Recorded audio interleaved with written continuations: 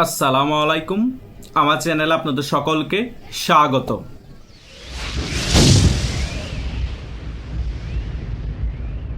12ই ফেব্রুয়ারি যখন মামু ভাইগনা নির্বাচনের পর বিএনপি ক্ষমতা এসেছে এবং বিরোধী দলের চেয়ারে যখন জামাত ইসলামীর এমপিদেরকে বসানো হয়েছে, আমি তখনই বলেছি যে বিএনপি খাদের কিনারায় পড়তে যাচ্ছে এবং বিএনপি সেই খাদের কিনারা থেকে আর উঠতে পারবে না। তার কিছুদিন যেতে না যেতেই বিএনপি আরেকটি বড় ভুল করে, আওয়ামী লীগের কার্যক্রম সংসদে বিল পাশ করে নিষিদ্ধ করে দেয়। তখন আমি আরো ক্লিয়ারলি বলেছি এটা একেবারে বুমেরাং হয়ে যাবে এবং বিএনপি একেবারে ধ্বংস হয়ে যাবে এই একটি বড় ভুল সিদ্ধান্তের কারণে।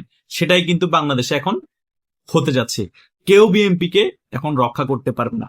হয়তোবা বিএনপি টেনে টুনে অনেক দমন নিপীড়ন করে কোনোভাবে 5টা বছর হয়তোবা ক্ষমতায় থাকতে পারে হাইয়েস্ট, আর সর্বনিম্ন হয়তো 1.5 থেকে 2 বছর, আর সর্বোচ্চ এই একটা ট্রাম হয়তোবা বিএনপি খেয়ে যেতে পারবে।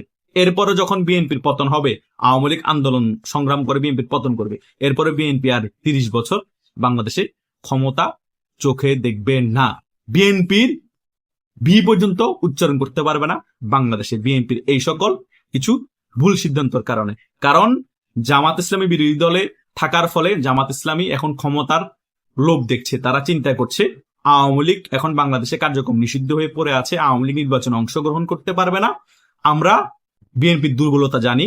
বিএনপির মোটামুটি যে চাঁদাবাসরা আছে তাদেরকে মোটামুটি কালার করে দিলে, এই সকল বিষয় জনগণের কাছে তুলে ধরলে বিএনপি একেবারেই জনপ্রিয়তা কমে যাবে। তখন বিএনপির ভোট পার্সেন্টেজ গুলো আমাদের দিকে চলে আসবে, আর আমাদেরও তো কিছু ভোট পার্সেন্টেজ আছে। আগামী নির্বাচনে আমরা যদি নির্বাচন করি তখন আমরা ক্ষমতায় আসতে পারবো। অলরেডি এই সকল ক্ষমতার লোভের বিষয় চিন্তা করে জামাত এখন বিএনপির সাথে মোটামুটি একটা ক্লাসে জড়িয়ে পড়েছে।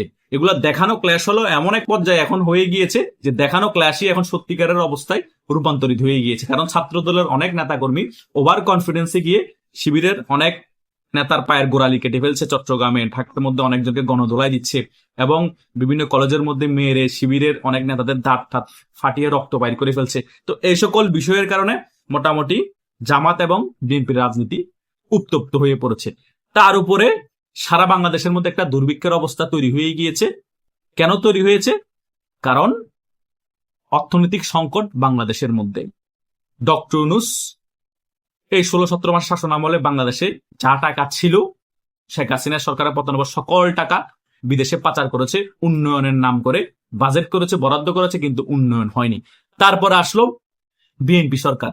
বিএনপি সরকার ক্ষমতা নেওয়ার পর পরই যা টাকা ছিল তার টাকা কিছু হয়তোবা নিজেদের পকেটে ভরলো, আর না হলে যে টাকা আছে সেই টাকা দিয়ে সারা বাংলাদেশ চালানো সম্ভব না। এর ফলে বিএনপি সরকার 44,000 কোটি টাকার মতো ব্যাংক থেকে ঋণ নিল। এখন সে টাকা দিয়েও বাংলাদেশ চালানো সম্ভব হচ্ছে না।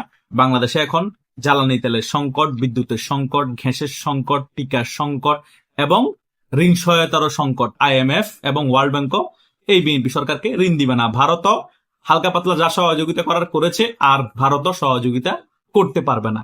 সো বিএনপি চেয়েছিল এই আওয়ামী লীগের কার্যক্রম সংসদে বিল পাশ করে নিষিদ্ধ করে এবং জামাতকে বিরোধী দলে রেখে আওয়ামী লীগকে বাংলাদেশের মানুষের মন থেকে ভুলিয়ে দিতে, কিন্তু এটা হিতে বিপরীত হয়ে গিয়েছে। সকল কিছু বুমেরাং হয়ে গিয়েছে। আওয়ামী লীগের কার্যক্রম নিষেধাজ্ঞার ফলে সংসদে বিল পাশ করিয়ে আওয়ামী লীগ উল্টা আরো দ্বিগুণ জনপ্রিয় হয়ে গিয়েছে বাংলাদেশের মানুষের কাছে, এবং জামাতকে বিরোধী দলের চেয়ারে বসানোর কারণে, মামু ভাইগনা নির্বাচন করার কারণে জনগণ এখন বুঝতে পেরেছে বাংলাদেশে আসলে কেউ গণতন্ত্রকে বিশ্বাস করে না, মনে প্রাণে ধারণ করানো সকলেই শুধু গণতন্ত্রের কথা বলে।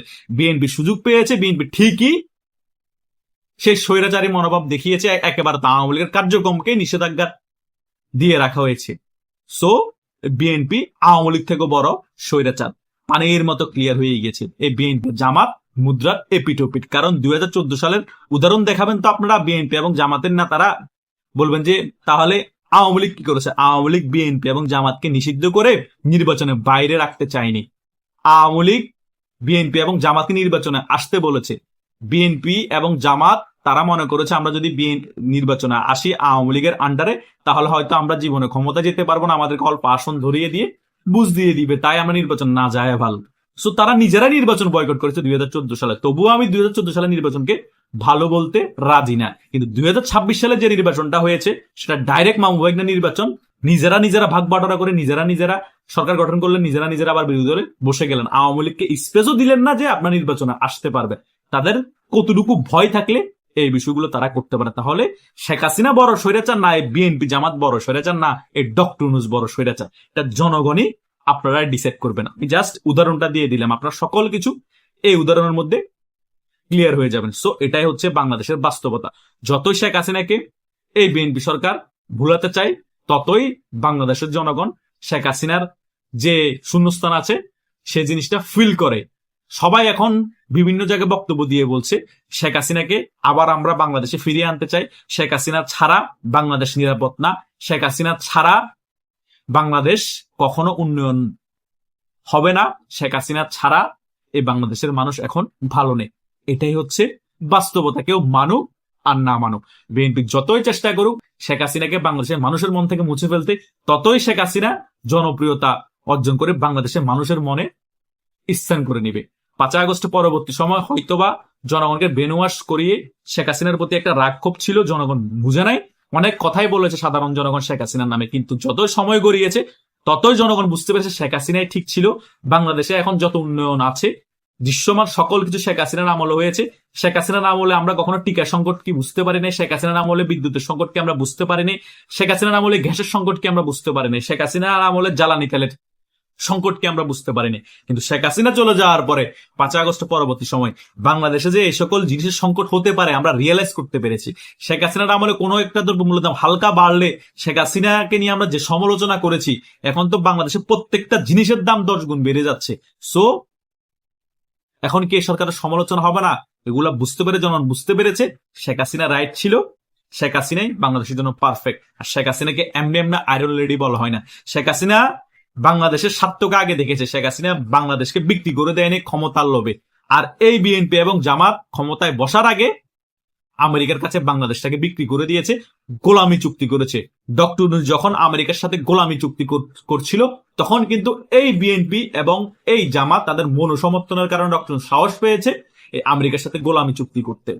তা না হলে ডক্টর ইউনূস নির্বাচনের একদিন আগে গোলামি চুক্তি করতে পারতো না। এটা কেন করেছে এবং কেন রাজি হয়েছে বিএনপি জামাত? একমাত্র কারণ হচ্ছে যাতে তারা ক্ষমতায় বসতে পারে, ভারত কূটনীতিক ভাবে কোনোভাবে বিএনপি এবং জামাত এই মামুনের উপর প্রেশার ক্রিয়েট করতে না পারে।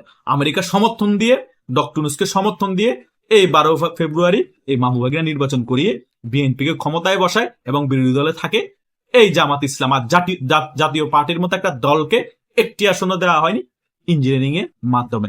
সো শেখ হাসিনা যদি দেশের কিছু টাকা তার নেতা কর্মীরা লুটপাট করে বিদেশে পাচার করেও, অন্তত সে নিজের দেশটাকে অন্য দেশের কাছে বিক্রি করে নাই, যেটা বিএনপি জামাত নিজেরা ক্ষমতায় বসার জন্য নিজের দেশটাকে অন্য দেশের কাছে বিক্রি করে দিয়েছে এবং গোলামি চুক্তি করেছে। সো এটাই হচ্ছে শেখ হাসিনা এবং আওয়ামী লীগের সাথে অন্যান্য রাজনৈতিক দলের তফাৎ। এটাই হচ্ছে রিয়েলিটি। আমি সকল রিয়েলিটি কিন্তু এই ভিডিওর আলোচনা তুলে ধরেছি। আপনারা যারা সাধারণ জনগণ আছেন, আপনারাই ডিসাইড করবেন বাংলাদেশের জন্য কোন রাজনৈতিক দল পারফেক্ট এবং কোন প্রধানমন্ত্রী বাংলাদেশটাকে সুন্দরভাবে পরিচালনা করতে পেরেছে এবং কোন সরকারের আমলে আমরা বাংলাদেশে খুব সুখে শান্তিতে থাকতে পেরেছি। ধন্যবাদ সকলকে। আল্লাহ হাফিজ।